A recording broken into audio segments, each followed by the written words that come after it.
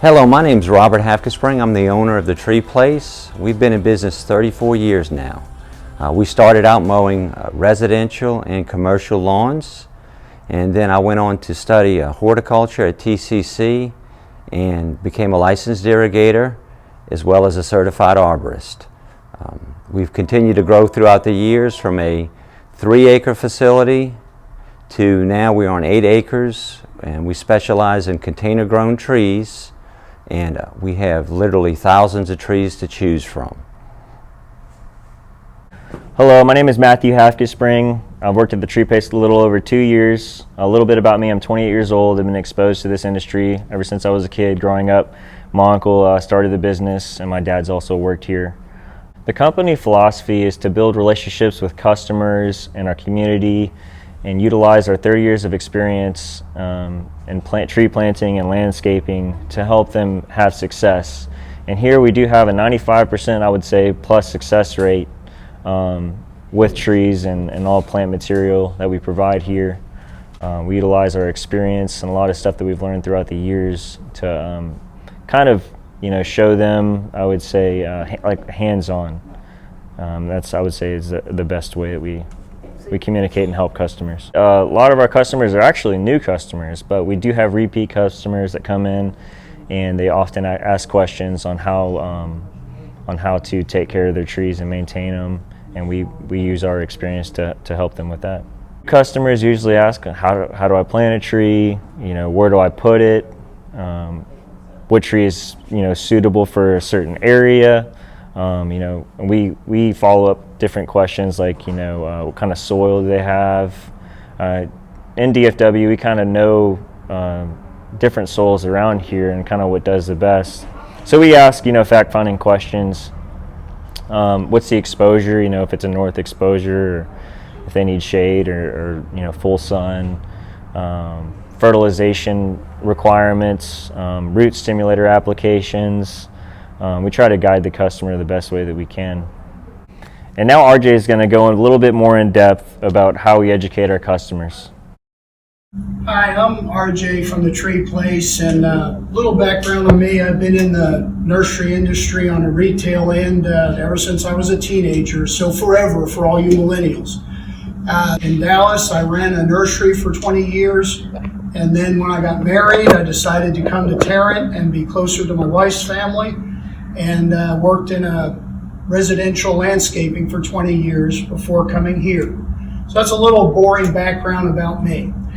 Now then, all you people taking your class here on your master's certification, just a little review. Out there, who can remember the difference between horticulture and agriculture? For those of you who answered that horticulture is the beautification of one's surroundings through the use of nature, you get a passing grade. Just to remember that. Agriculture is more about the raising of crop for food and nourishment. Now, where edibles and the landscape come in, the two merge. So for residential, we do offer fruit trees as well as edibles, superfruit and such. But like Matthew was saying, we do believe here as an education and educating our customer and providing them the education to where they can be successful. In doing so, I want you to refer to the QR code at the bottom there and refer to our website where you can see our videos on how to plant, which it brings in the proper elevation of the plant that you're planting, as well as how to water, and then not counting on irrigation systems. Because as you remember, irrigation system only waters about the top 2 inches of soil before you get runoff. You can plant a 6-inch annual and you're not watering properly if you're counting on an irrigation system. So let's review on proper plant installation. When you're buying a tree, which is what we specialize in, we're going to recommend container grown. Now, why is that? Well, for one reason, you can plant container grown stock year round.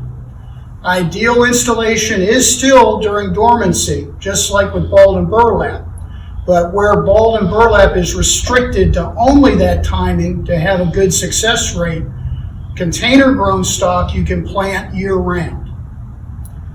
Now, as for proper installation, when you remove your tree from your container, you're going to want to score the root ball with either a tree pruning saw or your knife as guided by our video. You'll want to score it to where those circulating roots in that container are roughed up to where they can then expand. Now, how deep to dig the hole? This is where we have changed over the last several years. It used to be just standard, twice the size of the container, depth and width.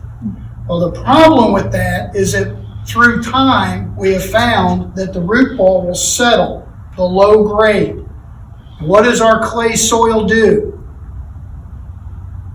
Hopefully you all answered that clay soil lays very tight together, as doesn't have much air pores or air pockets in there.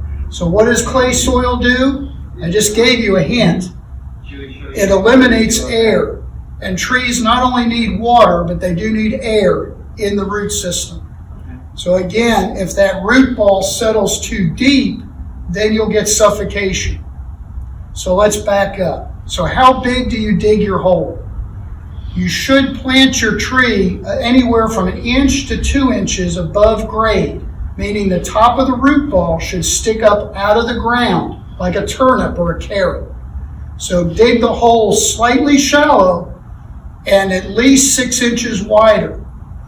Now we want it wider to where you can heel in that soil back around the root ball, but not too wide, whereas your support stakes for staking the tree go into virgin soil, not prepared soil.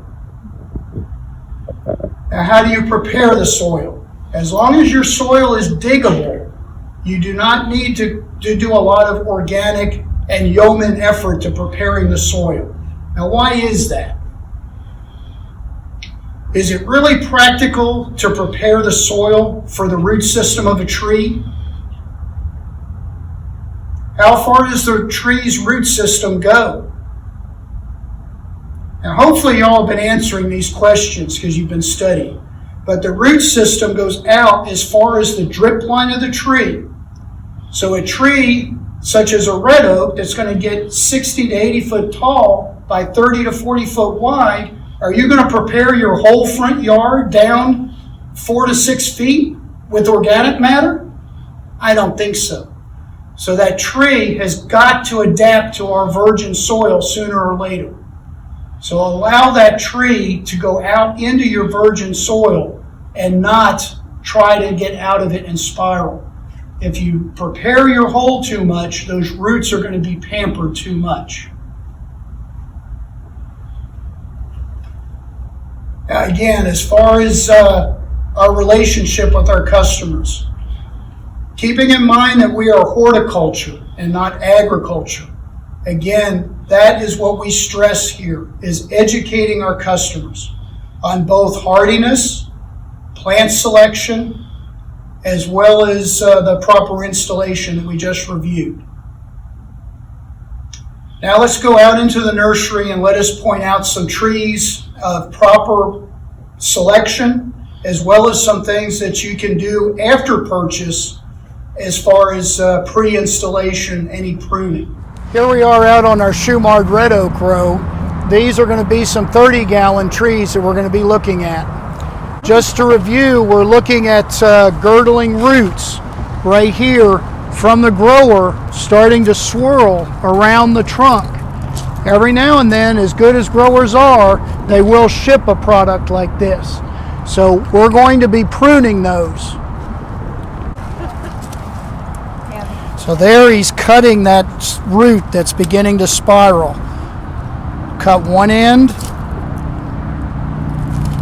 and then he'll cut the other end. And it may look like that's going to damage the tree, but in reality, the tree has fibrous root zone that's out towards the edge of the bucket. So this is not damaging the tree. It's just keeping it from suffocating or girdling it.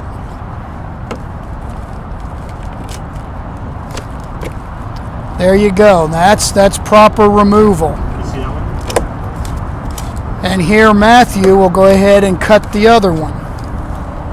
Snip, snip. Is this something you would do prior to putting it out for sale or construction? Yes, as a good quality nursery, people should do this prior to sale.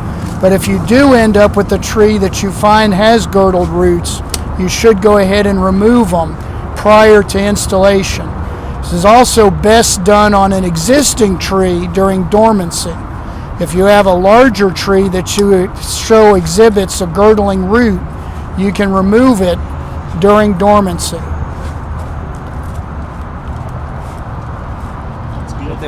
So that shows you how to do that. Now that tree is ready for sale, along with proper seaweed root stimulator installation that'll help it root back out.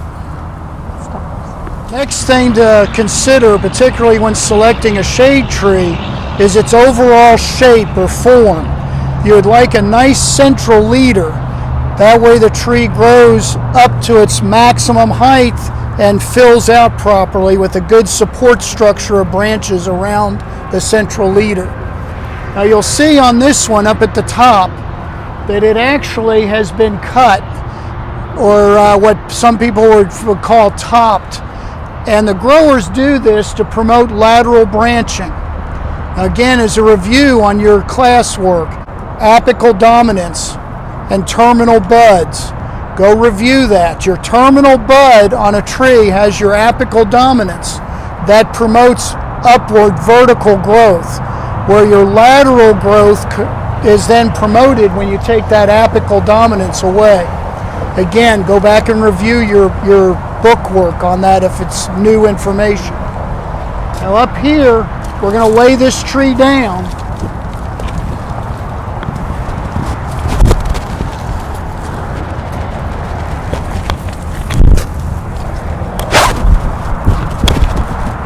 And you can see here where this tree's been topped and it promoted the branching like the grower wanted. But now all of a sudden you have terminal buds here that all of these branches, including even this one, is fighting to be the leader, to be the central leader. So what we want to do is select one, just regular hand pruners.